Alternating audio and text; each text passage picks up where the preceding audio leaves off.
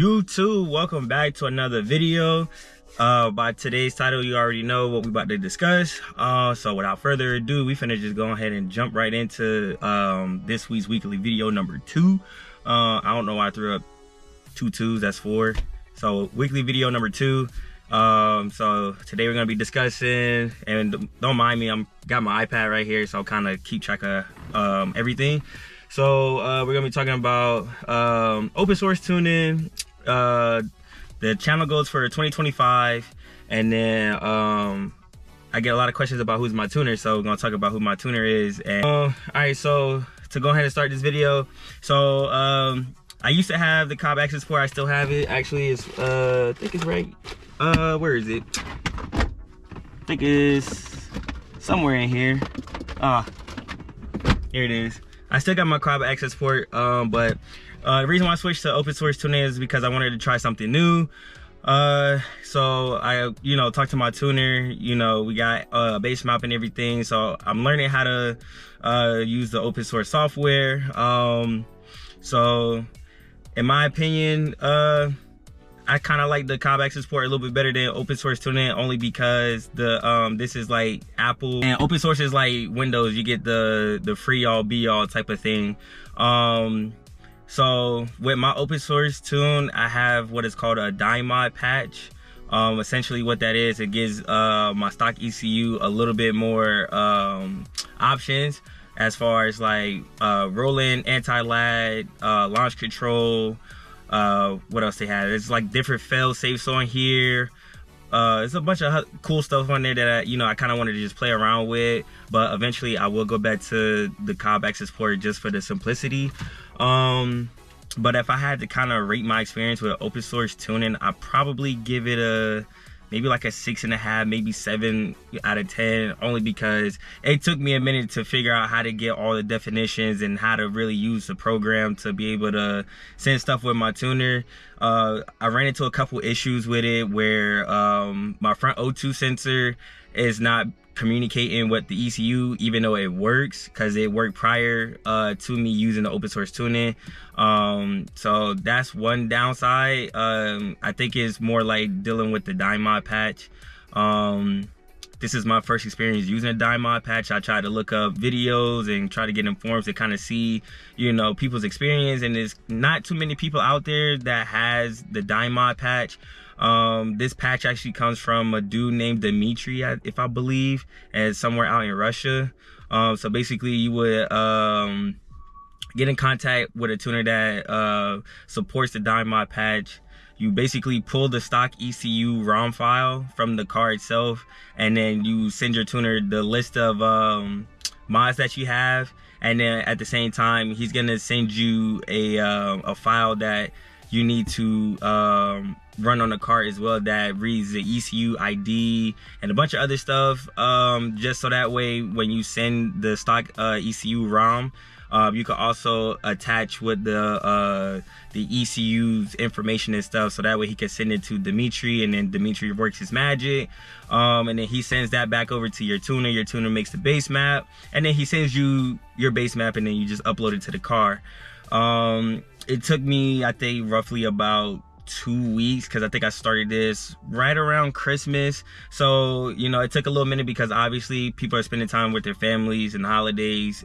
So it took me a little bit to get it, and then when I did get it, I actually got someone else's ECU files and whatnot, so my car wouldn't start. So I had to wait, I want to say an additional 4 days for dime mod to get back with my tuner, and then eventually I got my tune from my car to be able to fire it up. Like I said, I ran into a couple issues, the main one being that we cannot read the air fuel correction or learning, so my car has to be tuned with open loop tuning style.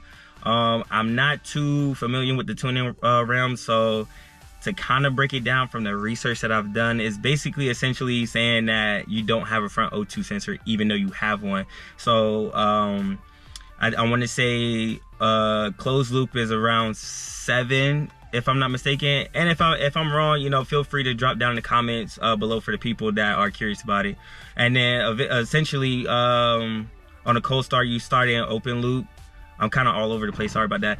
But when the cold start happens with your car, you're essentially in open loop basically until your car warms up, and then it goes into closed loop for idle and drivability, and I believe cruising. Cruising might be hit or miss. You might be in actually open loop for cruising, but I know for a fact during wide open throttles you are definitely in open loop fueling trims. So it took me a while to dial in the idle for the car, because we had to, like I said, we had to tune it fully open loop. So my idle's kind of all over the place sometimes. It's not as bad as it was before. So now we kind of got it almost perfect. The only issues I have now is like warm start. So like my idle kind of oscillate or fluctuate like as if I was on E85. And so basically what's happening is the car is trying to make corrections even though it can't make corrections. So it's going to take a minute for the RPM to kind of settle and get where they're supposed to be, and then the car run like smooth. So if you do experience that, just know like it's going to happen if you do choose the dye mod patch with your tuner. So some people don't have the issues, some people have the issues with the patch not really working how it should work. But it's not like a detrimental type of thing. You just have to be really meticulous with your tuner. If anything, you know, pick up your phone, record your AFRs, and, you know, go from there. So that way he can see what your wideband is seeing, because he cannot see. He can see, but he can't see the fuel trims of the closed loop. So he's kind of dependent on you to give him accurate information. So in order to do that, it's just best just to record it while you do your pull. So I'll hold my phone up like this, you know, do my third gear pull. And, you know, obviously I'm in a safe location. I'm not doing it on a busy road, but just find you a secure location where you can do this safely and record at the same time, do your pull, send it to your tuner via, you know, WhatsApp or whatever communication y'all are using.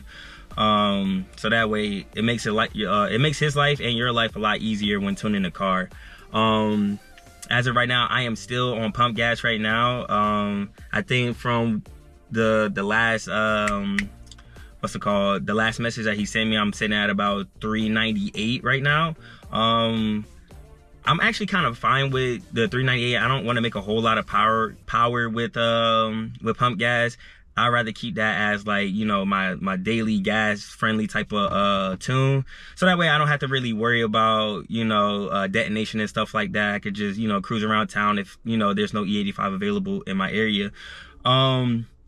And then when we switch over to E85, now that's where I want all the sauce at. You know what I'm saying? Like I want him to, you know, pull everything in there, you know, because I'm trying to actually hit over 500. I think from the last discussion, I was sitting at about 475-ish on ID 1050s, and that was like basically holding me back. And then I eventually ended up upgrading to some 1650s.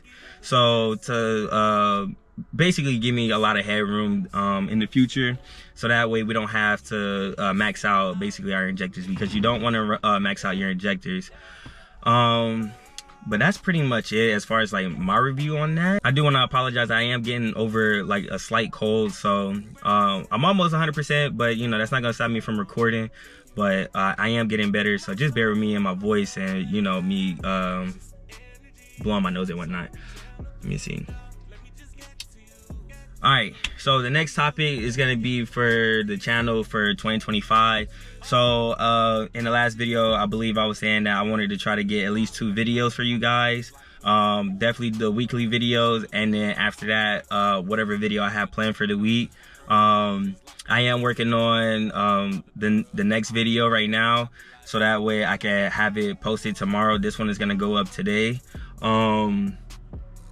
So I kind of want to keep you guys with content coming. And then, like I say, if you guys do want to see something different, or if you guys want to see me do something, you know, feel free to drop it down in the comments. Also, by you guys commenting and subscribing and liking the content, it also boosts the channel's algorithm to reach out to more people who might find joy in the content that I create. So that's one goal. So I want to say for at least for this year, by the end of this year, I do want to hit at least 500 subscribers, which we're almost there. So continue to subscribe, continue to like the video, continue to comment down, as well as follow me on all my social media, so that way we can kind of get the ball rolling.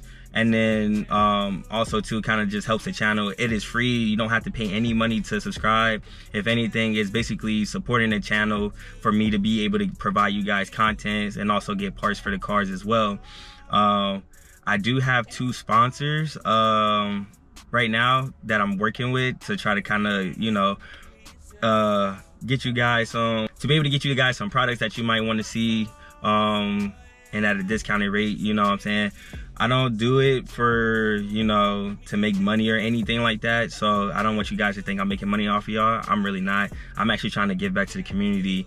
And, you know, because, you know, times are, you know, 2025, everything is sky high right now. You know what I'm saying? Especially in the car industry, and the way it's looking is probably almost like most likely going to crash soon. But like I said, I'm trying to give back to you guys by you guys supporting me. So the more you support me, the more I can give back to you guys. So this is another question I get a lot too in my DMs or in the comment section below. A lot of people ask me who's my tuner. So my tuner is Ambot. Anthony, he tunes my car. He tuned my WRX when I had it back in 2018, from 2018 to 2022, if I'm not mistaken. I can't remember when I traded it in to get this car. But he tuned that car, and he's tuning this car still. He's my go-to guy. His pricing is fairly decent. He responds back quickly, you know, and also he always gives you updates as far as like if there's gonna be any delays with the tune, or if you got any questions, he'll answer it. So I'm gonna link down his website down in the description, so that way if you guys want to check out to see what kind of options he offers. He tunes Subarus, he tunes BMWs. If I'm not mistaken, he still tunes the Supra. He's still expanding on cars that he could tune, so just bear with him. He will work with you, especially like if it's like something he's trying out, like for example like the new VB, or yeah, the VB WRX. He's still working on, you know, trying to fine tune everything, and he'll even let you know like, hey, you know, I'm still working on trying to perfecting this as, you know, my main craft. So just bear with me. I can't even talk today. Just bear with me, and you know, he's gonna get you squared away, say the less. But he's definitely my go-to guy. Definitely recommend Ambot Tuning, if anything. So if you guys have like any questions, tuning questions, like I said, he's always answering. Just give him a little bit. He doesn't answer right away, but give him about, you know, a few hours, maybe like a day or so, because he is a pretty busy guy. So the fastest way to reach him would be like to email him. Pretty sure his email is on his website, so just, you know, email him if anything. And I think he also he does have WhatsApp, and I believe his number is on the website as well. All of that, like I said, I will link his entire website down in the description below, so that way you guys can check out his website and his tuning options that he does provide. Like I said, he tunes Subaru, BMW, the Supra, the new WRX, and a few other cars. So feel free to check that out. But that's gonna be today's video. So I hope you guys enjoyed today's video. Please, if you haven't already, subscribe to the video. Make sure you hit that like button, and if you already subscribed to the channel, go ahead and hit that post notification, so that way you never miss another video. With that being said, your boy OG is signing out.